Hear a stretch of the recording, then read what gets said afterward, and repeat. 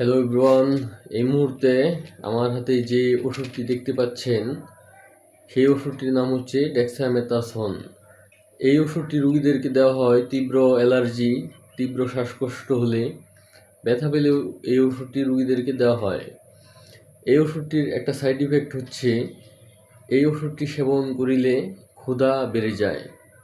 এখন ক্ষুধা যে বেড়ে যায় এই জন্য বাংলাদেশের অনেকেই এই ওষুধটিকে ভিটামিন বা রুচি হওয়ার ওষুধ ভেবে দেদার চেয়ে বছরের পর বছর সেবন করে। এই ওষুধটি দীর্ঘদিন সেবন করিলে শরীরে পানি চলে আসে, পায়ে পানি চলে আসে, শরীর মোটা হয়ে যায়, মাথার চুল উঠে যায়, শরীরের হাড় নরম হয়ে যায়, সেই সঙ্গে কিডনির সমস্যা তো হয়।